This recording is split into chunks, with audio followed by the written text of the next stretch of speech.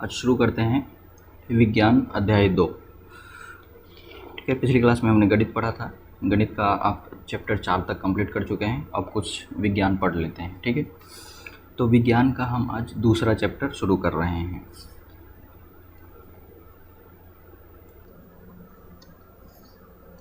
दूसरा चैप्टर विज्ञान का हमारा क्या है? क्या हमारे आसपास के पदार्थ शुद्ध हैं? पहले चैप्टर में आपने पढ़ा था कि हमारे आसपास के पदार्थ, हमारे आसपास कैसे पदार्थ होते हैं, पदार्थ के गुणों के बारे में, पदार्थ क्या होता है सबसे पहले पढ़ा था, फिर उसके कुछ गुण पढ़े थे। ठीक है, तो उसके आगे हम पढ़ेंगे आज कि जो हमारे आसपास पदार्थ हैं क्या वो शुद्ध हैं या अशुद्ध हैं। शुद्ध हैं पदार्थ क्या क्या होते हैं, अशुद्ध पदार्थ क्या क्या होते हैं, उनका वर्गीकरण कैसे होता है। और इस चैप्टर में मेनली हम लोग को मिश्रण के बारे में पढ़ना है, लेकिन मैं आपको शुरू से एक बार ओवरव्यू देखेंगे हम लोग, ताकि हमें चीज़ें सिस्टेमेटिकली अच्छे से समझ में आए। ठीक है, तो सबसे पहले हमने पढ़ा था पदार्थ, कि पदार्थ क्या होता है। ठीक है, ये हमने पढ़ा था कि पदार्थ क्या होता है। ऐसी वस्तु जिसमें भार हो, जिसमें द्रव्यमान हो, जो स्थान छेके, उसको क्या कहते हैं? जिसका एक निश्चित आयतन हो, उसे क्या कहते हैं? पदार्थ।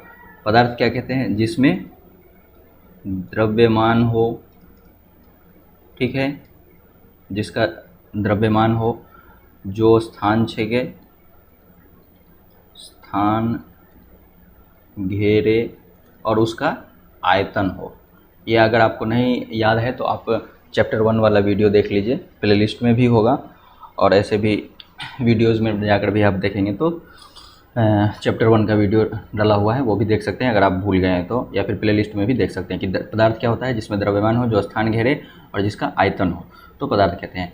फिर पदार्थ का वर्गीकरण। पदार्थ का वर्गीकरण हमने पिछले चैप्टर में पढ़ा था। भौतिक गुणों के आधार पर पदार्थ का वर्गीकरण हमने पढ़ा था। पदार्थ का वर्गीकरण 2 गुणों के आधार पर, उसके भौतिक गुणों के आधार पर कर सकते हैं। भौतिक गुणों के आधार पर पदार्थ कितने प्रकार के होते हैं, कैसे होते हैं, वो भी देख सकते हैं। और दूसरा प्रकार होता है रासायनिक गुणों के आधार पर। रासायनिक गुणों के आधार पर भी हम पदार्थ का वर्गीकरण कर सकते हैं कि पदार्थ कितने प्रकार के होते हैं। तो भौतिक गुणों के आधार पर जितने भी पदार्थ हैं वो मुख्यतः 3 प्रकार के होते हैं। वैसे हमने चैप्टर 1 में पढ़ा था कि 5 प्रकार के होते हैं, बाकी 2 प्रकार इतने बहुत प्रचलित नहीं हैं।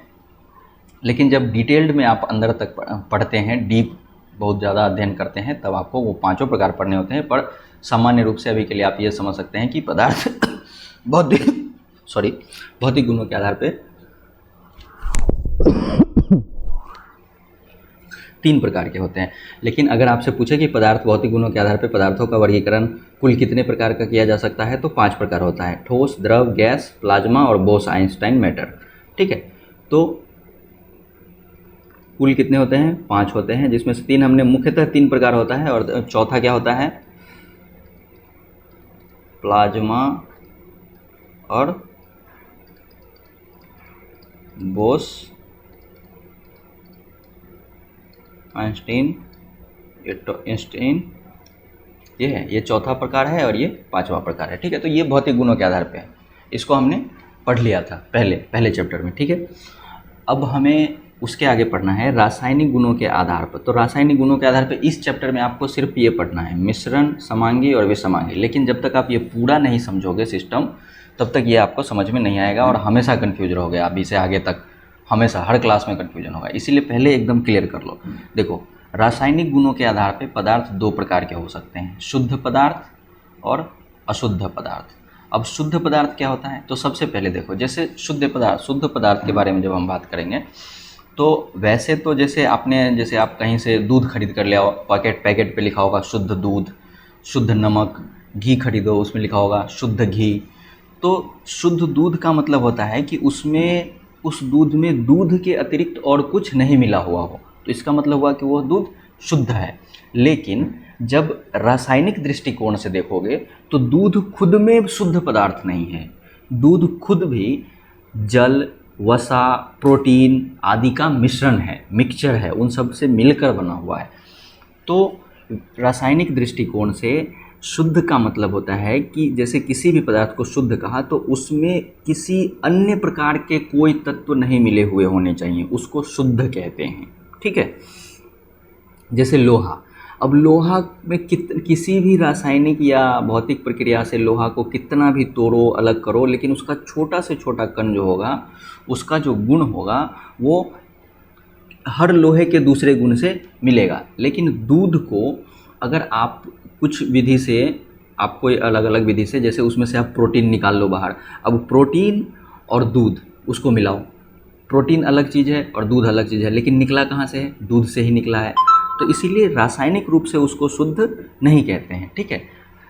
तो ये होता है शुद्ध और अशुद्ध का, मैं जस्ट समझने के लिए आपको बता रहा हूँ कि जैसे हम सामान्य रूप से जिसको शुद्ध कहते हैं वो जरूरी नहीं है कि रासायनिक गुणों के आधार पर वह शुद्ध हो। जैसे शुद्ध दूध, वो शुद्ध दूध का मतलब सामान्य तौर पर क्या है कि उसमें पानी नहीं मिला हो, लेकिन दूध अपने आप में एक शुद्ध पदार्थ नहीं है, वह प्रोटीन से, वसा से, जल से, उस सब का मिश्रण है, ठीक है। तो शुद्ध पदार्थ का मतलब होता है कि ऐसा पदार्थ जो सिर्फ एक ही प्रकार के, आप ये जानते हैं पदार्थ का चैप्टर जब हमने पढ़ा था तो हमने क्या कहा था कि पदार्थ कणों से मिलकर बना होता है, छोटे छोटे कणों से मिलकर बना होता है। पढ़ा था कि नहीं पढ़ा था? बना होता है। हर पदार्थ क्या होता है? छोटे छोटे कणों से मिलकर बना होता है। तो शुद्ध पदार्थ का मतलब होता है कि उस पदार्थ के हर एक कण का गुण एक जैसा होना, ठीक है। जैसे लोहा है, अभी लोहा है, जैसे लोहा है, अभी लोहा को कितने भी टुकड़ों में बांट दो, ठीक है, उसका हर एक टुकड़ा का जो गुण होगा वह एक दूसरे से मिलेगा, समान होगा, ठीक है, अलग अलग नहीं होगा। लोहे का छोटा से छोटा टुकड़ा निकाल लो और उसी का एक दूसरा छोटा से छोटा अलग सा कोई सा भी टुकड़ा निकाल लो, उन दोनों छोटे कणों का जो गुण होगा, रासायनिक गुण, भौतिक गुण, वो एक जैसा होगा, ठीक है।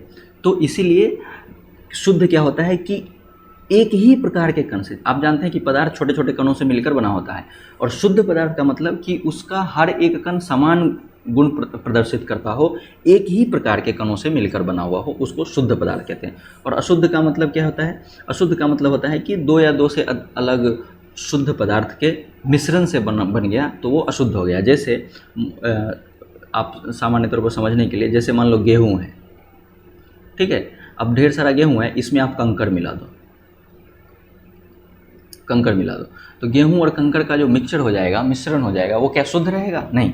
सिर्फ गेहूं है अगर, तो इसका गेहूं है, सिर्फ गेहूं, तो गेहूं के हर एक दाना, दूसरे दाना, गेहूं का एक दाना उठाओ वो भी गेहूं है, दूसरा दाना उठाओ वो भी, कोई भी एक दाना और दूसरा दाना का गुण जो है वो समान रहेगा, क्योंकि सब गेहूं है। लेकिन अब गेहूं और कंकर का मिक्सचर मिला दो, अब इसमें से कोई एक दाना उठाओ तो मान लो कि वो गेहूं का निकला, और दूसरा दाना उठाओ, मान लो वो कंकर का निकला, अब इन दोनों दाने का गुण क्या समान होगा? नहीं होगा।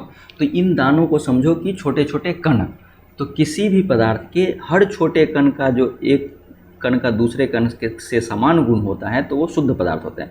अगर उन गुणों में कुछ भी अंतर आया तो वो अशुद्ध पदार्थ होते हैं। जैसे गेहूं और कंकर का मिक्सचर, गेहूं और कंकर का मिक्सचर उठा लिया, इसमें रख लिया, मान लो ये वाला गेहूं है और ये वाला कंकर है, अब ये बहुत सारा गेहूं और कंकर रखा हुआ है, अब ये मान लो पूरा एक पदार्थ है, गेहूं और कंकर का मिश्रण, अब इसमें से एक दाना उठाओ जो गेहूं का था, अब दूसरा दाना अगर हम मान लीजिए कि कंकर का उठा लेते तो इन दोनों का गुण क्या समान होगा? नहीं होगा, इन दोनों का गुण समान नहीं होगा। तो इसका मतलब ये जो मिक्सचर है ये शुद्ध पदार्थ नहीं है। लेकिन वैसे ही लोहा का एक छोटा छोटा टुकड़ा उठा लो, ठीक है, एक कटोरी में, ये पूरा मान लो एक पदार्थ है, इसमें से हर एक कण निकालोगे तो लोहा का ही कण होगा, तो उनके गुण क्या होंगे? समान होंगे। तो ये क्या हुआ? शुद्ध हुआ। ये क्या हुआ? शुद्ध नहीं हुआ। तो ये होता है शुद्ध और अशुद्ध। अब देखिए आगे समझिए, अब इसके आगे बढ़ते हैं, इसके आगे बढ़ के देखते हैं। अब शुद्ध पदार्थ जो होते हैं वह भी दो प्रकार के होते हैं, शुद्ध होते हैं दो प्रकार के, पहला होता है तत्व और दूसरा होता है यौगिक। और अशुद्ध पदार्थ को कहते हैं हम मिश्रण, अशुद्ध पदार्थ को ही हम क्या कह सकते हैं? मिश्रण। और शुद्ध पदार्थ होते हैं दो प्रकार के, तत्व और यौगिक।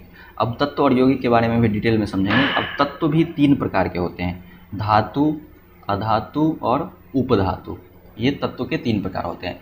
यौगिक को हम आगे की क्लास में भी पढ़ेंगे, पीछे भी आपने पढ़ा होगा, और थोड़ा सा परिभाषा हम यहाँ पर भी देखेंगे। तो सबसे पहले रासायनिक गुणों के आधार पर पदार्थ दो प्रकार के, शुद्ध और अशुद्ध। शुद्ध पदार्थ दो प्रकार के, तत्व और यौगिक। ये भी शुद्ध होता है, यह भी शुद्ध होता है। तत्व भी शुद्ध पदार्थ है और यौगिक भी शुद्ध पदार्थ है। अब तत्व को भी तीन भागों में वर्गीकृत किया गया है। कुछ तत्व हैं जो धातु के गुण प्रदर्शित करते हैं, कुछ तत्व हैं जो अधातु के गुण प्रदर्शित करते हैं, और कुछ तत्व हैं जो उपधातु के गुण प्रदर्शित करते हैं। ठीक। और अशुद्ध पदार्थ को क्या कहते हैं हम? अशुद्ध पदार्थ को ही कहते हैं मिश्रण। और मिश्रण होता है दो प्रकार का, समांगी और विसमांगी। ठीक है, तो हमें पढ़ना है इधर वाला, लेकिन जब तक इसका भी आप जब तक वर्णन, परिभाषा और बेसिक चीज़ें नहीं समझोगे तो ये पूरा समझ में नहीं आएगा। इसीलिए पहले हम इसको समझ लेते हैं, उसके बाद इसमें डिटेल में घुसेंगे। ठीक है, तो सबसे पहले आपने समझ लिया पदार्थ का वर्गीकरण दो तरह से हो सकता है, भौतिक गुणों के आधार पर, रासायनिक गुणों के आधार पर। भौतिक गुणों के आधार पर जब वर्गीकरण करते हैं तो पदार्थ 5 प्रकार के होते हैं, लेकिन मूलतः लोग 3 कहते हैं। लेकिन अगर आप कोई पूछे तो 5 प्रकार का बताइए और पाँचों नाम बताइए, ठोस, द्रव, गैस, प्लाज्मा और बोस-आइंस्टीन। अब इसके बारे में अगर आप कुछ भूल रहे हैं तो चैप्टर 1 वाला वीडियो देखिए। रासायनिक गुणों के आधार पर पदार्थ मूलतः दो प्रकार के हो सकते हैं, शुद्ध और अशुद्ध। शुद्ध पदार्थ होते हैं ऐसे जिसका हर एक कण एक दूसरे से समान गुण प्रदर्शित करता हो, मतलब एक ही प्रकार के कणों से, आप जानते हैं पदार्थ छोटे छोटे कणों से मिलकर बना हुआ है, और एक ही प्रकार के कणों से मिला हुआ जो पदार्थ होगा वह शुद्ध पदार्थ होगा। एक से अलग प्रकार का कण होगा तो वो अशुद्ध पदार्थ हो जाएगा। ठीक है, अब शुद्ध पदार्थ को हम दो तरह से वर्गीकृत करते हैं, कुछ शुद्ध पदार्थ तत्व होते हैं और कुछ यौगिक होते हैं। अब तत्व 3 प्रकार के होते हैं, मतलब तत्व को 3 भागों में वर्गीकृत किया जाता है। कुछ तत्व हैं जो धातु होते हैं, कुछ तत्व हैं जो अधातु होते हैं, और कुछ तत्व हैं जो उपधातु होते हैं, और यौगिक तो यौगिक होता है। अशुद्ध पदार्थ को ही मिश्रण भी कहते हैं, और ये 2 प्रकार का होता है, समांगी और विसमांगी। ठीक, चलिए अब आगे बढ़ते हैं। सबसे पहले शुद्ध पदार्थ। तो शुद्ध पदार्थ क्या होता है वो हमने अभी आपको समझाया। सबसे पहले पदार्थ क्या होता है ये हमने आपको बता दिया। अब शुद्ध पदार्थ क्या होता है? शुद्ध पदार्थ वह पदार्थ जिसके सभी कणों के रासायनिक गुण समान हों, यह एक ही प्रकार के कणों से मिलकर बना होता है। आप जानते हैं कि पदार्थ क्या होता है? पदार्थ छोटे छोटे कणों से मिलकर बना होता है, ये हमने पहले चैप्टर में पढ़ा था। बना होता है, ठीक है। तो ये जो छोटे छोटे कणों से मिलकर बना होता है, ये सभी कण अगर एक ही प्रकार के हों तो वो पदार्थ क्या कहलाएगा? शुद्ध पदार्थ कहलाएगा। और यही छोटे छोटे कण अगर अलग अलग रासायनिक गुणों के हों तो ये क्या कहलाएगा? तो उससे जो पदार्थ बनेगा वो क्या कहलाएगा? अशुद्ध पदार्थ कहलाएगा। और एक ही प्रकार के ये छोटे छोटे कणों से मिलकर जो पदार्थ बनेगा वो क्या कहलाएगा? शुद्ध पदार्थ कहलाएगा। तो हम लिख दें वह प्रकार जिसके कणों के रासायनिक गुण समान हो। एक ही प्रकार का कण होगा तो रासायनिक गुण समान होंगे, या फिर एक ही प्रकार के कणों से मिलकर बना होता है। एक ही प्रकार के कणों से मिलकर बना पदार्थ शुद्ध पदार्थ होता है। जैसे कि उसके कुछ उदाहरण हैं, सभी तत्व और यौगिक क्या होते हैं? शुद्ध होते हैं। तत्व जैसे होता है लोहा है, सोना शुद्ध है, आपको ले लीजिए सोडियम शुद्ध है, क्योंकि सोडियम का छोटा से छोटा कण और दूसरा छोटा से छोटा, दोनों के रासायनिक गुण समान होंगे। यौगिक के बारे में हम पढ़ेंगे, यहाँ पर कुछ उदाहरण आपको दे देते हैं। जैसे यौगिक होता है जल, सोडियम क्लोराइड, जो नमक आप खाते हैं उसका रासायनिक नाम है सोडियम क्लोराइड, ठीक है। तो ये सब क्या है? यौगिक है। अब सोडियम क्लोराइड जैसे आपका नमक है, उसी का रासायनिक नाम है सोडियम क्लोराइड। इसको मैं यहाँ पे लिख देता हूँ, नमक, ठीक है। नमक का रासायनिक नाम सोडियम क्लोराइड। अब नमक के किसी भी एक दाना ले लो और दूसरा दाना, दोनों के गुण क्या होंगे? समान होंगे। पानी है जो शुद्ध, साफ पानी जो शुद्ध पानी है आपका, उसका पानी का कोई भी एक कण उठाओ और दूसरा कण उठाओ, दोनों के रासायनिक गुण क्या होंगे? समान होंगे। तो इसलिए ये क्या है? शुद्ध पदार्थ हैं। तो तत्व और यौगिक ये सभी क्या होते हैं? शुद्ध पदार्थ। अब शुद्ध पदार्थ 2 प्रकार के होते हैं, तत्व और यौगिक, आप जानते ही हो। इसका वर्गीकरण ही होता है शुद्ध पदार्थ का, 2 तत्व और यौगिक। अब तत्व क्या होता है ये पढ़ते हैं, ठीक है। तो देखो तत्व क्या होता है, हमने यहाँ से इसको ध्यान में रखना है आपको। रासायनिक गुणों के आधार पर पदार्थ शुद्ध और अशुद्ध। अभी हम पढ़ रहे हैं कौन सा पार्ट? ये वाला पार्ट पढ़ रहे हैं, ठीक है। शुद्ध पदार्थ क्या होता है हमने आपको समझाया। अब शुद्ध पदार्थ 2 प्रकार के होते हैं, तत्व और यौगिक। तो तत्व और यौगिक के बारे में हम पढ़ेंगे। अभी तत्व क्या होता है और यौगिक क्या होता है। शुद्ध पदार्थ क्या होता है हमने समझ लिया है। अभी तत्व क्या होता है ये समझते हैं। देखो तत्व अंग्रेजी में उसको कहते हैं एलिमेंट। तत्व को ही अंग्रेजी में क्या कहते हैं? एलिमेंट भी कहते हैं, ठीक। तत्व पदार्थ का मूल रूप है, ठीक है, जिसे किसी अन्य रासायनिक प्रक्रिया द्वारा, किसी भी रासायनिक, अन्य लिखने की जरूरत नहीं, किसी भी रासायनिक प्रक्रिया द्वारा अन्य सरल पदार्थों में विभाजित नहीं किया जा सकता है। जैसे मान लो कि लोहा, चलिए ये ले लेते हैं, मान लो लोहा, लोहा का कोई भी टुकड़ा आप उठा लो, ये लोहा है, इसके कणों को किसी भी रासायनिक प्रक्रिया से आप तोड़ो, कुछ भी करो, उसका कोई भी कण जो निकलेगा वो क्या होगा, लोहा ही रहेगा, वो कोई और चीज़ उसमें से नहीं निकल सकता है। तो उसको क्या कहते हैं, तत्व। इसमें कोई भी रासायनिक विधि इस पर लगा दो लोहे पर, लेकिन उसका हर एक कण जो उसमें से निकलेगा वो क्या होगा, लोहा ही रहेगा। कितना भी उसको तोड़ो, जलाओ, होगा कुछ भी करो, ये क्या होगा, लोहा ही रहेगा। तो किसी तत्व की परिभाषा क्या हो गई, तत्व पदार्थ का मूल रूप है जिसे किसी रासायनिक प्रक्रिया द्वारा अन्य सरल पदार्थों में विभाजित नहीं किया जा सकता है। या फिर तत्व के बारे में आप यह कह सकते हैं कि एक ही प्रकार के परमाणुओं से मिलकर बना हुआ जो पदार्थ होता है वो क्या होता है, तत्व होता है। तत्व क्या होता है, एक ही प्रकार के परमाणुओं से मिलकर बना होता है। अब परमाणु क्या होता है, ये आपने पिछली क्लास में पढ़ा होगा, किसी भी पदार्थ का सूक्ष्मतम कण, सबसे छोटा, तो आप अपनी कल्पना से भी जितना सोच सकते हो उतना छोटा कण, जो आपको नग्न आंखों से दिखाई भी नहीं देगा, उतना छोटा होता है परमाणु। आपने पिछली क्लास में पढ़ा होगा, अगर नहीं पढ़ा होगा तो आगे की क्लास में पढ़ेंगे हम, ठीक है। तो वो क्या होता है, परमाणु मतलब कोई भी, मान लो एक टुकड़ा लिया छोटा, इसको काटते जाओ, लाख करोड़, 10 करोड़, अरब, 10 अरब, खरब, 10 खरब, हज़ार खरब, 2000, 50,000 खरब, ऐसा इतना छोटा टुकड़ा उठा लो जो आपको दिखाई भी नहीं देगा। सबसे छोटा से छोटा टुकड़ा जो हो सकता है उसको कहते हैं परमाणु। तो तत्व क्या होता है, वो एक ही प्रकार के परमाणुओं से मिलकर बनाता है। जब उतना छोटा कण जो है वो सारे कणों से मिलकर कोई पदार्थ बनाए और सब एक ही जैसे रहेंगे, तो उसको किसी भी रासायनिक प्रक्रिया से तोड़ोगे तो किसी दूसरे रूप में, पदार्थ के रूप में वो नहीं हो सकता। लोहा का छोटा से छोटा कण रहेगा, वो लोहा ही रहेगा, ठीक है। तो इसके तत्व के बारे में आप ये भी कह सकते हो कि एक ही प्रकार के परमाणुओं से मिलकर बना होता है। आप इसको याद कर लीजिए। उदाहरण के लिए तत्व हाइड्रोजन, ऑक्सीजन, सोना, लोहा, ये सब क्या है, तत्व हैं। इसको डिटेल में अभी से इतनी बार पढ़ोगे कि वो धीरे धीरे वो समझ में आपको आएगा, ठीक है। तो तत्व की ये परिभाषा आपको याद करनी है, ठीक है। उसके बाद तत्व समझ गया, तत्व के कुछ, देखो अभी कुल कितने तत्व हैं जो पूरी दुनिया में लोगों को जानकारी में है, वैज्ञानिकों द्वारा आविष्कार किए गए हैं, ढूंढे गए हैं, ठीक है। तो देखो तत्व के बारे में कुछ महत्वपूर्ण तथ्य हैं जो आपको याद रखने हैं, ठीक है, जो कभी कभी परीक्षा में पूछे जाते हैं। तो अभी तक कुल ज्ञात तत्वों की संख्या 110 से अधिक है, 110 से अधिक, अभी 118 है लगभग, ठीक है। ये बढ़ भी सकता है क्योंकि वैज्ञानिक सदैव लगे रहते हैं नए नए तत्वों को ढूंढने में। पहले तो बहुत और भी कम था, 80, 90, 92, 95, ढूंढते ढूंढते अभी हम 118 तक पहुँचे हैं। पूरी दुनिया में कुल 118 तत्व हैं, पूरी दुनिया में। दुनिया के जितनी चीज़ें अभी जो बनी हुई हैं वो सब इन्हीं 118 तत्वों के अलग अलग रासायनिक संयोजन से, भौतिक संयोजन से मिलकर बना होता है, ठीक है। तो कुल कितने तत्व हैं पूरी दुनिया में अभी तक जितनी जानकारी में है? जो नहीं जानते हैं, वैज्ञानिकों ने अभी तक ढूंढ नहीं पाए हैं वैज्ञानिक, तो वो अज्ञात हैं। लेकिन जो जानकारी में, जो जानते हैं लोग, कुल ज्ञात तत्वों की संख्या कितनी है? 110 से अधिक, और स्पेसिफिकली कहा जाए तो लगभग 118 है, ठीक है। इस 118 में से 92 जो हैं वो प्राकृतिक तत्व हैं, मतलब प्राकृतिक रूप से धरती पर पाए जाते हैं, वैज्ञानिकों ने उन्हें ढूंढा है।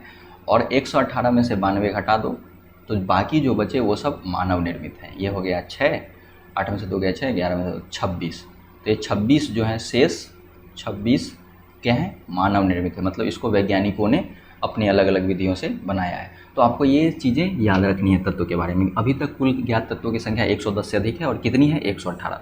इनमें से कुल 92 तत्व जो हैं वो प्राकृतिक रूप से हैं। जैसे लोहा है, उसको किसी ने बनाया नहीं है, धरती पर वो पाया जाता है, लोग ढूंढते हैं, खनिज के रूप में खोद कर ज़मीन के नीचे से निकालते हैं, लेकिन उसके ज़मीन के नीचे किसी ने बना कर रखा होगा। किसने बना कर रखा होगा? प्रकृति ने बना कर रखा है, हमने और आपने या किसी आदमी ने तो बना कर नहीं रखा है। तो वो होता है प्राकृतिक तत्व। जैसे कि लोहा हो गया, सोना हो गया, चांदी हो गया, ये सब क्या है? प्राकृतिक हैं। इसे हमने बनाकर नहीं रखा है कहीं पर, ये पृथ्वी पर हैं और लोगों ने उसको ढूंढकर निकाला है, तो उसको कहते हैं प्राकृतिक। और कुछ मानव निर्मित होता है जो धरती पर ऐसे नहीं पाए जाते, उसको बनाया गया, तो उसको क्या कहते हैं? मानव निर्मित, जिसको मानव ने बनाया। तो कुल प्राकृतिक तत्व कितने हैं? 92। और मानव निर्मित कितने हैं, जो शेष बचते हैं 26 वो मानव निर्मित है। ठीक है, अब देखो तत्व का वर्गीकरण भी हमने यहाँ पर देखा कि तत्व कितने प्रकार के होते हैं, 3 प्रकार के, धातु, अधातु और उपधातु। मतलब तत्व को जो कुल ये जो 118 तत्व हैं हमारे पास, इनको 3 चीज़ों में वर्गीकृत किया गया है। वर्गीकरण का मतलब कैसे होता है, जैसे मान लो एक क्लास है, ठीक है, एक क्लास है, इसमें बहुत सारे विद्यार्थी हैं, सभी विद्यार्थी हैं, बहुत सारे विद्यार्थी इधर बैठे हुए हैं, ठीक है, ये सब विद्यार्थी बैठे हुए। अब इसको वर्गीकृत करते हैं, क्या करते हैं कि लड़के जितने हैं वो सबको इधर रख दिया और लड़कियां जितनी हैं उन सबको इधर रख दिया। तो ये क्या हो गया, वर्गीकरण। ये सब क्या थे, छात्र, ये जितने थे सभी क्या थे, छात्र। अब उसका वर्गीकरण कर दिया, अलग अलग वर्गों में बांट दिया उनके कुछ गुणों के आधार पर। ठीक है, तो जैसे तो यही वर्गीकरण है। ये सब एक साथ क्या थे, छात्र थे, जिसमें से वर्गीकरण किया हमने 2 तरह से। तो क्या कर दिया कि लड़के इधर कर दिए और लड़कियां इधर, 2 वर्गों में इसको बांट दिया। उसी तरह से कुल 118 तत्व हैं, इनका हमने 3 अलग अलग भागों में वर्गीकरण कर दिया। जैसे इस क्लास के छात्र थे, इसको लड़के और लड़कियां में अलग अलग बांट दिया। उसी तरह से उसके तत्व जो 118 हैं उसके गुणों के आधार पे हमने कुछ को धातु के वाले क्लास में रख दिया, कुछ को अधातु वाले क्लास में रख दिया और कुछ को उपधातु वाले क्लास में रख दिया। इन सभी 118, ये सभी 118 क्या थे, एक साथ तत्व थे, उनको हमने वर्गीकृत कर दिया। कुछ को धातु कह दिया, कुछ को अधातु कह दिया, कुछ को उपधातु कह दिया। ठीक है, जैसे ये पूरे छात्र क्लास में सब थे, क्या थे, छात्र थे, उसमें से कुछ लड़के थे, कुछ लड़कियां थी, तो उनको अलग अलग वर्गीकृत कर दिया। उसी तरह से तत्वों को हमने ऐसे वर्गीकृत कर दिया, धातु, अधातु और उपधातु। एक क्लास का नाम धातु रख दिया, दूसरे क्लास का नाम अधातु रख दिया और तीसरे क्लास का नाम उपधातु रख दिया। अब देखो धातु, अधातु और उपधातु, तो ये देखो ये जो फोटो है ये है पीरियोडिक टेबल। पीरियोडिक टेबल क्या होता है, तो जो ज्ञात तत्व हैं, अभी जितने भी ज्ञात तत्व हैं उन सब को एक टेबल के रूप में लिखा गया है।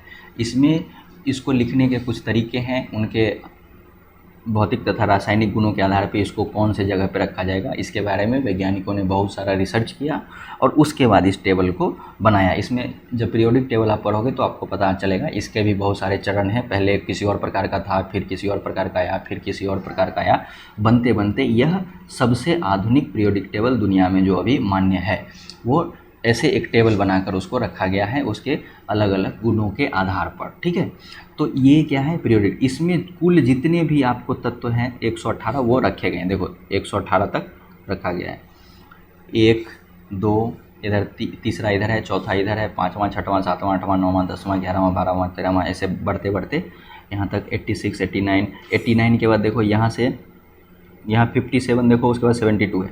57 से 72 के बीच का जो है वो यहाँ पे है 58, 59, 60, 61, 62 देखो 71 तक। ठीक है, फिर 72 से यहाँ पे 86 तक, फिर 89 तक यहाँ, इसके बाद 104 है। तो 89 के बाद 90 से लेके 103 तक वाला इधर रखा गया। अब इसको इधर रखा गया है, उसका भी कुछ कारण है, कुछ उसके गुण अलग हैं, तो उसके आधार पे ये पीरियोडिक टेबल कैसे इसी तरह से लिखा गया है वो 11वीं क्लास में पढ़ोगे। आप ये सिर्फ समझो कि ये एक टेबल है जिसमें सारे तत्व को वर्गीकृत करके रखा गया है। इसमें से देखो सबके अलग अलग रंग भी हैं, जैसे कि ये वाला सब जो है ये सब क्या है, धातु है। इधर वाला क्या है, इधर जो है इसमें देखो इधर ये अधातु है, ये अधातु है।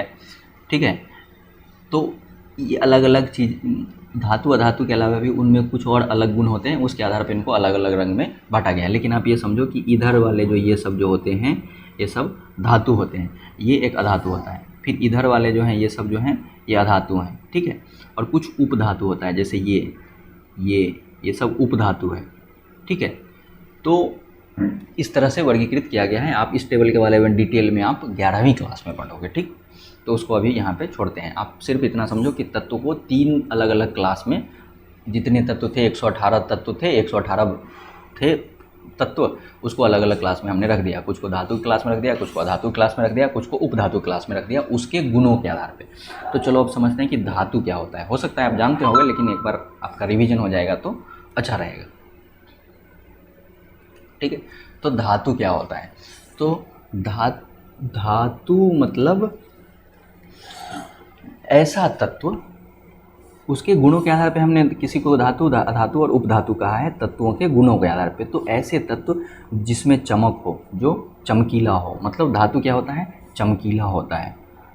धातु क्या होता है,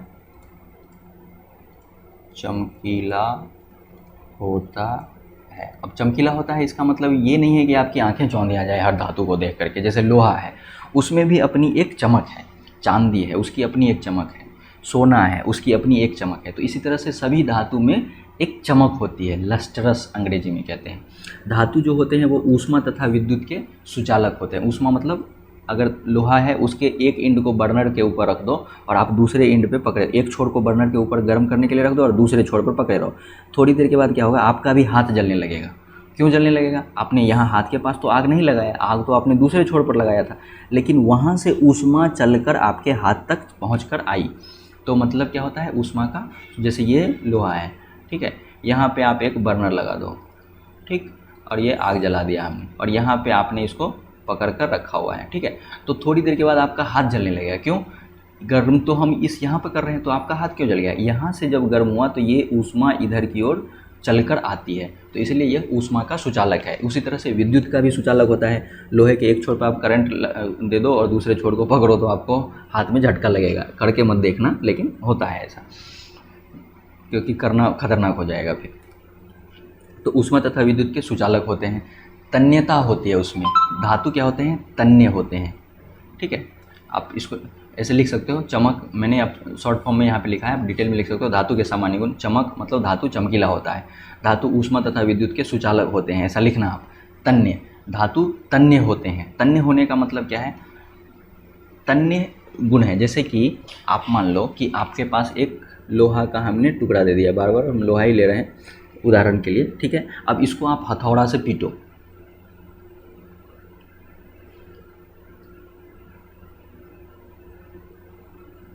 ठीक है, ये हथौड़ा है।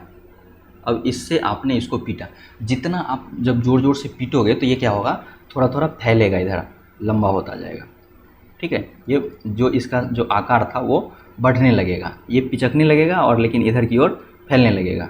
तो इसी गुण को कहते हैं तन्यता। लेकिन अब कोयला ले लो, अब कोयला को हथौड़ी से पीटो, क्या हो जाएगा, वो टूट कर बिखर जाएगा। बल्कि ऐसा वो, जैसे हम लोग के गाँव के भाषा में कहते हैं ना, पसरना, ये पसरेगा नहीं, इधर से इधर टूटकर टुकड़ा टुकड़ा हो जाएगा। चाहे मिट्टी का एक ढेला ले लो, उसको हथौड़ी से मारो, क्या होगा, टूटकर पूरा टुकड़ा टुकड़ा होकर बिखर जाएगा।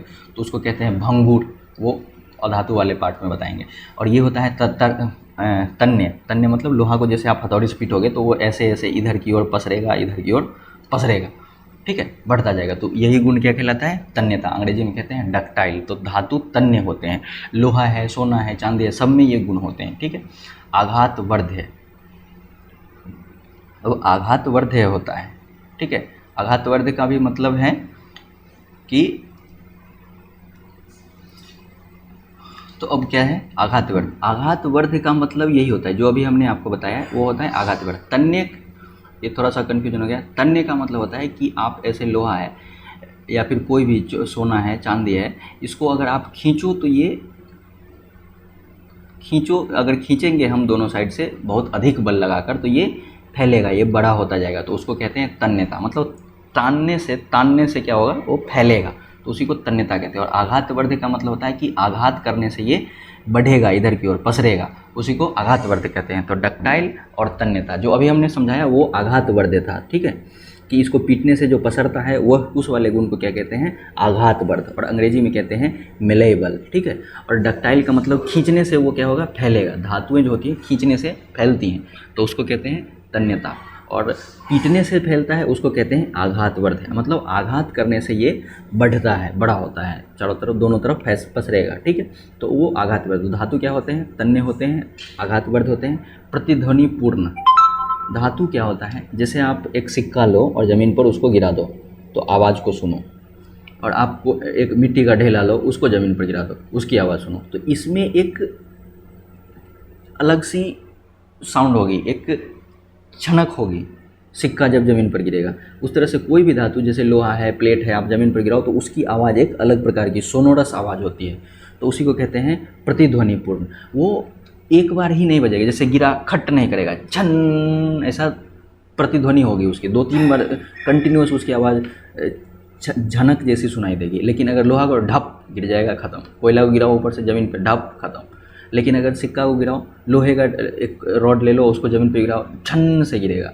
तो वो जो आवाज़ होती है उसको कहते हैं, क्या होता है कि धातुएं प्रतिध्वनि पूर्ण होती हैं, और अंग्रेजी में उस गुण को कहते हैं धातुएं सोनोरस होती हैं। ठीक है, तो ये सभी क्या हैं, धातु के गुण हैं। अब धातुओं के कुछ उदाहरण, जैसे लोहा है, सोना है, चांदी है, ये सब क्या हैं, धातु हैं। ठीक, और भी बहुत सारी धातुएं होती हैं जो इस पीरियोडिक टेबल को जब आप पढ़ेंगे बाद में तब आपको समझ में आएगा कितने टोटल कौन कौन से धातु हैं, कौन कौन से, ये सब धातु है। जिंक, ये आपका ये चांदी हो गया, सोना हो गया, कॉपर हो गया, तांबा वो धातु है, जिंक धातु है, कोबाल्ट धातु है, क्रोमियम धातु है, निकेल धातु है, जर्मेनियम धातु है, स्कैंडियम धातु है, ऐसे बहुत सारे हैं। ठीक है, जब पीरियोडिक टेबल पर होगे तब आपको वो सब डिटेल में अच्छे से समझ में आएगा। ठीक है, तो वो सब धातु होते हैं। तो धातु के सामान्य गुण हमने पढ़ लिए। चमक होती है, ऊष्मा तथा विद्युत के सुचालक होते हैं, तन्य होते हैं, खींचने से वो फैलेगा, आघातवर्ध होते हैं, पीटने से भी फैलेगा, प्रतिध्वनिपूर्ण होते हैं, उसमें एक अलग सी सोनोरस आवाज़ होती है, छन्न से आवाज़ होती है। जैसे लोहा को गिरा कर देख लो और मिट्टी का ढेला गिरा कर देख लो, दोनों की आवाज़ में अंतर होगा।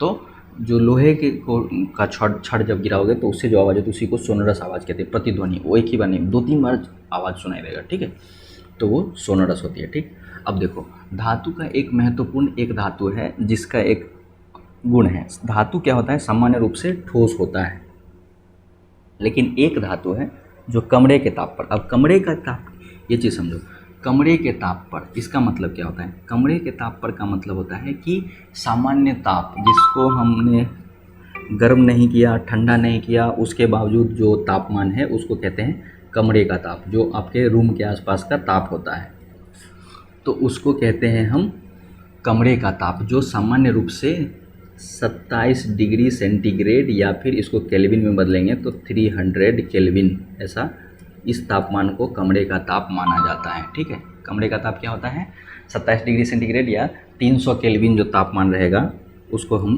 कमरे का ताप बोलते हैं। मतलब सामान्य रूप से हमारे आसपास का तापमान 27 डिग्री सेंटीग्रेड या 300 केल्विन, इसी सेंटीग्रेड को अगर आप केल्विन में बदलोगे तो 300 केल्विन होता है। ठीक है, क्योंकि 1 डिग्री सेंटीग्रेड में होता है 273 केल्विन। अब डिग्री सेंटीग्रेड और केल्विन क्या है, ये तापमान को मापने का मात्रक है। जैसे वजन को आप किलोग्राम में मापते हो, ग्राम में मापते हो, ठीक है, तो उसी तरह से दूरी को मीटर में भी मापते हैं, किलोमीटर में भी मापते हैं। तो उसी तरह से तापमान को सेंटीग्रेड में भी मापते हैं, केल्विन में भी मापते हैं, और एक और होता है फ़ारेनहाइट, उसमें भी मापते हैं। तो 1 डिग्री सेंटीग्रेड में होता है 273 केल्विन।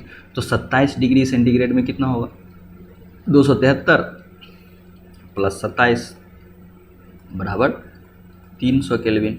तो ये होता है कमरे का ताप। ये क्या होता है, कमरे का ताप। इसको अंग्रेजी में कहते हैं रूम टेम्परेचर।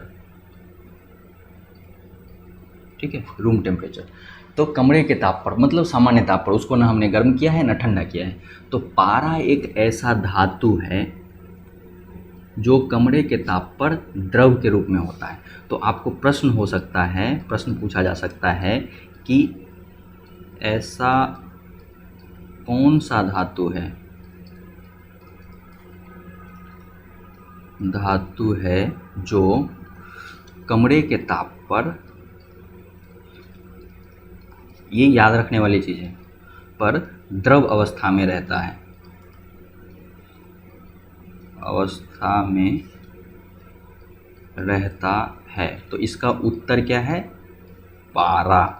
पारा क्या होता है, आप थर्मामीटर से जो आप बुखार चेक करते हो, टेम्परेचर, ठीक है, शरीर का जो टेम्परेचर है उसमें देखते हैं ना थर्मामीटर को कैसे, उसमें पारा ही भरा होता है। जब आप शरीर से उसको टच कराते हो तो आपके तापमान के हिसाब से वो पारा की जो ऊंचाई होती है वो घटती है बढ़ती है, उसी से हम तापमान चेक करते हैं। जब थर्मामीटर को फोड़ोगे तो एक चमकीला सा पदार्थ गिरेगा जिसको आप, बहुत चिकना होता है, उसको आप हाथ से पकड़ कर उठा नहीं सकते हो, द्रव के रूप में होता है, लेकिन आप ऐसे पकड़ने जाओगे तो पानी के बूंद जैसा रहेगा और फिसलेगा, तो वही होता है पारा। लेकिन आप ऐसा मत करना, ये थोड़ा जहरीला होता है, हानिकारक होता है, उसको छूना नहीं चाहिए ऐसे, ठीक है, वो जहरीला होता है। और जहरीला मतलब ऐसा नहीं कि खाने से ही जहर को आपके शरीर को नुकसान, बहुत सारे ऐसे जो होते हैं जो टच होने से भी नुकसानदायक होते हैं, तो उसको नहीं छूना चाहिए, ठीक है, ऐसे नंगी हाथों से, ठीक है। तो पारा एक ऐसा धातु है जो कमरे के ताप पर द्रव अवस्था में रहता है। इसको एकदम याद रखना, अक्सर मतलब पूछा जा सकता है, ये एक सवाल है, क्योंकि ये अपवाद है। सामान्य रूप से सभी धातुएं ठोस होती हैं, लेकिन पारा है जो द्रव रहता है। वैसे लोहा भी गर्म करने के, जैसे 1500-1600 डिग्री टेम्परेचर पे लोहा को गर्म कर दो तो वो भी तरल हो जाएगा, द्रव हो जाएगा। लेकिन सामान्य रूप से कमरे के ताप पर, जैसे लोहा रख दो, पारा रख दो, पारा द्रव अवस्था में रहेगा, लोहा ठोस अवस्था में रहेगा। उसको हमने गर्म भी नहीं किया, ठंडा भी नहीं किया उसमें, ठीक है। तो पारा क्या होता है, द्रव अवस्था में रहता है, एक ऐसा धातु है वो। तो ये हो गया धातु, ठीक है। अब है अधातु। तो अधातुओं के भी कुछ गुण होते हैं। जैसे हमने क्या कहा था कि तत्व को हमने वर्गीकृत किया है धातु, अधातु और उपधातु। तो कैसे, कुछ तो उसके आधार होंगे ना वर्गीकृत करने के, कि भाई कौन है जो, मान लो कि लोहा है, लोहा को हमने कहा जाओ भाई धातु वाले क्लास में जाकर बैठ जाओ, तो क्यों, उसका कुछ गुण के आधार पे कहा होगा ना, क्यों लोहा को कहा धातु और क्यों कार्बन को कहा अधातु, कुछ तो कारण होंगे। तो वही गुण है जो धातुओं के सामान्य गुण है, ये सब गुण जिसमें होगा उस सब को हमने क्या किया, ये जो जितने गुण हैं, इन सब गुण जिन तत्वों में हो ये सारे गुण होंगे, उनको हमने क्या कहा कि तुम जाओ धातु वाले क्लास में बैठ जाओ। अब जो अधातु वाले चीज़ हैं, जो जिसमें वो सारे गुण नहीं है, ये सारे गुण है, उसको हमने अधातु वाले क्लास में बैठा दिया। मतलब जो धातु नहीं है वो अधातु है, और कुछ उपधातु होता है। जैसे अधातु क्या है, उष्म धातु क्या था, ऊष्मा तथा विद्युत का सुचालक था। मतलब उसमें ऊष्मा तथा विद्युत एक छोर से दूसरे छोर तक चलकर जा सकते थे। लेकिन अधातु में क्या होगा, कुचालक होगा, उसका उल्टा, ऊष्मा तथा विद्युत का कुचालक होता है। धातु सुचालक होता है तो अधातु कुचालक होता है। लेकिन केमिस्ट्री जब आप पढ़ोगे, रसायन विज्ञान पढ़ रहे हो, तो उसमें बहुत सारे अपवाद होते हैं।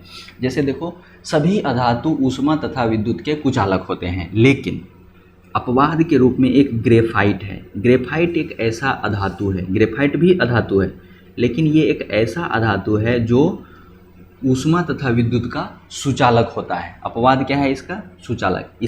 इस वाले में ये अपवाद है।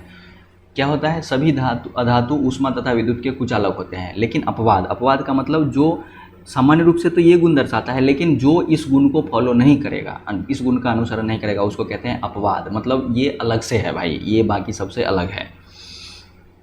तो ये एक ऐसा अधातु है ग्रेफाइट जो सुचालक होता है। तो इसको लिखो, ग्रेफाइट ऊष्मा तथा विद्युत का सुचालक होता है। ग्रेफाइट एक ऐसा अधातु है जो ऊष्मा तथा विद्युत का सुचालक होता है। तो इसलिए इसको हमने क्या कहा, अपवाद कह दिया, ठीक। उसी तरह से अधातु जो होता है वो चमकीला नहीं होता है, प्रतिध्वनिपूर्ण नहीं होगा, आघातवर्ध्य नहीं होगा, तन्यता नहीं होगी, तन्य नहीं होगा। तो आप इसको लिख सकते हो अपनी भाषा में कि अधातु ऊष्मा तथा विद्युत के कुचालक होते हैं। उसके नीचे में लिखना अपवाद, ग्रेफाइट एक ऐसा अधातु है जो ऊष्मा तथा विद्युत का सुचालक है, ठीक। उसके बाद लिखना है कि अधातु है चमकीला नहीं होता है, प्रतिध्वनिपूर्ण नहीं होता है, आघातवर्ध्य नहीं होता है, तन्य नहीं होता है, ठीक। अब चमकीला नहीं होता है का एक अपवाद है, कौन सा, इसका अपवाद है हीरा। इसको आप ऐसे लिखना कि अधातु चमकीली नहीं होती है, उसके नीचे में लिखो अपवाद, हीरा एक अधातु है जो चमकीला होता है। मतलब सभी अधातु चमकीले नहीं होते हैं, लेकिन हीरा एक ऐसा अधातु है जो चमकीला होता है।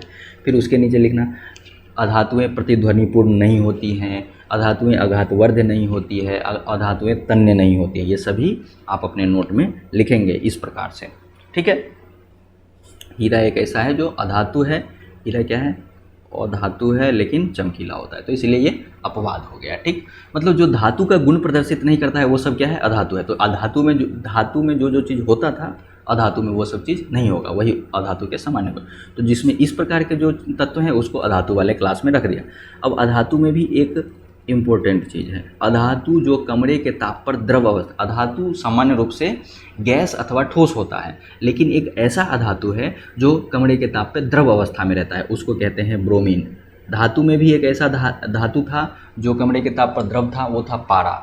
और अधातु में भी एक ऐसा अधातु है जो कमरे के ताप पर द्रव होता है, उसको कहते हैं ब्रोमीन। ये सब याद रखने वाली चीज़ें, बहुत महत्वपूर्ण चीज़ें हैं, इसको याद रखिएगा, ठीक है। तो इन सब गुण वाले तत्वों को क्या कह दिया हमने, अधातु कह दिया।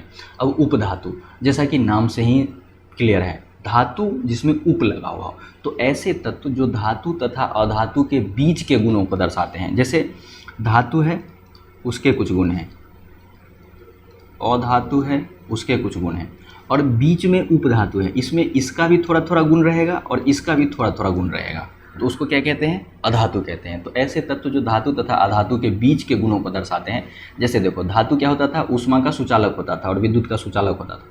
अधातु क्या होता था, डायरेक्ट कुचालक होता है। तो ये क्या होगा, ये थोड़ा थोड़ा सुचालक होगा, थोड़ा थोड़ा सुचालक भी होगा और थोड़ा थोड़ा कुचालक भी होगा। मतलब धातु इतना इसमें विद्युत प्रवाहित नहीं होगा, उतना अच्छा सुचालक भी नहीं होगा और उतना अच्छा कुचालक भी नहीं होगा। जैसे देखो लोहा है, इसमें बिजली में टच करो तो आपको करंट मारेगा, लेकिन कार्बन है उसको बिजली में टच करो तो करंट नहीं मारेगा, लेकिन एक सिलिकॉन है उसको टच करो तो थोड़ा थोड़ा करंट मारेगा।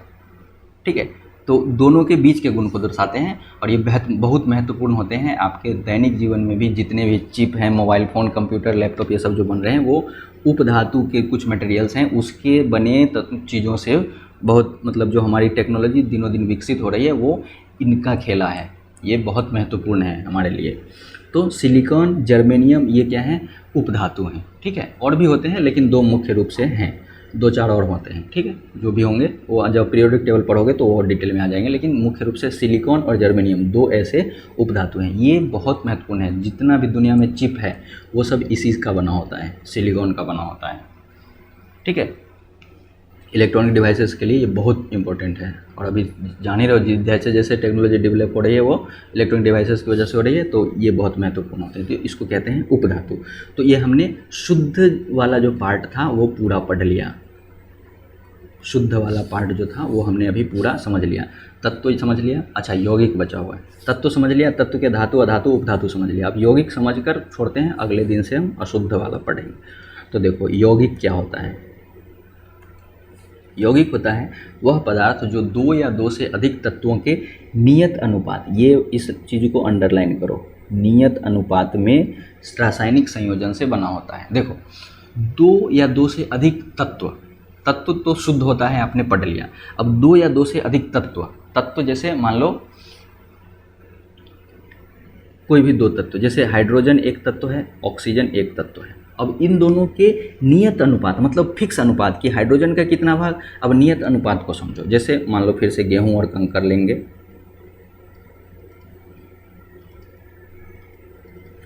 अब गेहूं है और कंकर है।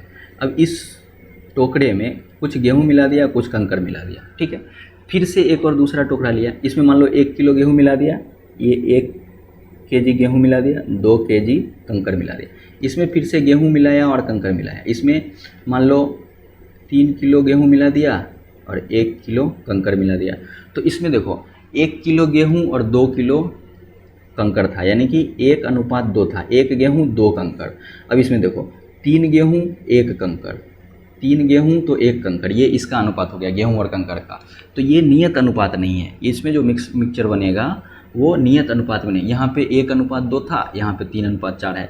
लेकिन नियत अनुपात क्या होता है, जैसे पानी है, पानी में हाइड्रोजन और ऑक्सीजन मिला होता है, तो इसमें हाइड्रोजन 2 और ऑक्सीजन 1 होता है। ठीक है, 2 हाइड्रोजन और 1 ऑक्सीजन से पानी का 1 कण बनता है। तो पानी का आप जितना भी कहीं से पानी ले आओ, उसको उठाकर देखोगे, उसको तोड़ोगे, तो उसमें हर पानी के हर एक कण में 2 हाइड्रोजन और 1 ऑक्सीजन ही होगा। कहीं पे 3 हाइड्रोजन 2 ऑक्सीजन मिलकर नहीं पानी का 1 कण बनेगा। पानी का हर एक कण जो छोटे छोटे कणों से पदार्थ मिलकर बने होते हैं, तो पानी भी छोटे छोटे कणों से मिलकर बना हुआ है। ठीक है, वो जो छोटे कण हो गए, वैसे वो तरल अवस्था में है, द्रव अवस्था में है, लेकिन उसके भी जब तोड़ कर देखेंगे तो छोटे छोटे कण होंगे। तो उस कण में हाइड्रोजन का 2, हर पानी के हर एक कण में हाइड्रोजन के 2 कण और ऑक्सीजन के 1 कण होंगे। पानी का कोई ऐसा कण नहीं होगा जिसमें हाइड्रोजन के 3 कण ऑक्सीजन के 2 कण हो जाएं, या इस अनुपात 2:1 के अलावा और कुछ नहीं होगा। हर एक कण में 2 हाइड्रोजन 1 ऑक्सीजन होगा। लेकिन इसमें क्या था कि गेहूं का अलग अलग टुकड़ा उठाओगे तो उसमें गेहूं और कंकर की मात्रा भिन्न भिन्न हो सकती है, समान नहीं होगी। ठीक है, जैसे मान लो गेहूं कंकर से मत समझो, शरबत ले लो। शरबत में क्या होता है कि चीनी और पानी, ठीक, एक शरबत, एक और गिलास में शरबत बनाया। अब इसमें मान लो कि आधा लीटर पानी लिया 1/2 लीटर और चीनी ले लिया 100 ग्राम। ठीक है, ये शरबत हो गई। इसमें पानी ले लिया 1/2 लीटर और चीनी ले लिया 1 किलोग्राम। ठीक है, अब ये शरबत बनेगा।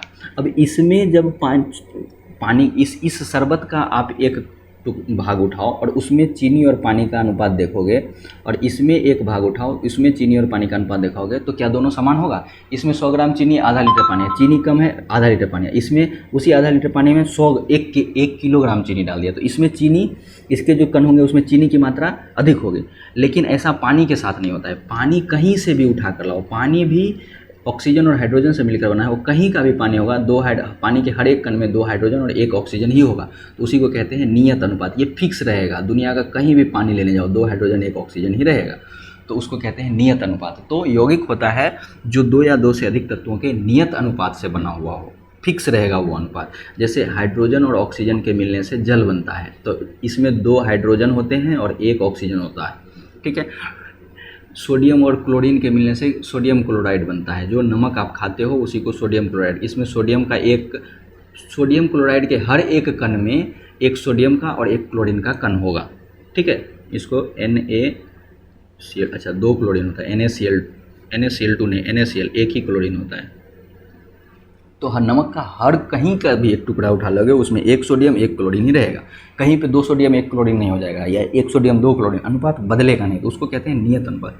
तो वह यौगिक वह पदार्थ है जो 2 या 2 से अधिक तत्वों से के नियत अनुपात में रासायनिक संयोजन से मिलकर बना होता है। उदाहरण के लिए ये दोनों चीज़ें आप लिख लो, बाकी पीले कलर से जो हमने लिखा वो सब समझने के लिए लिखा है।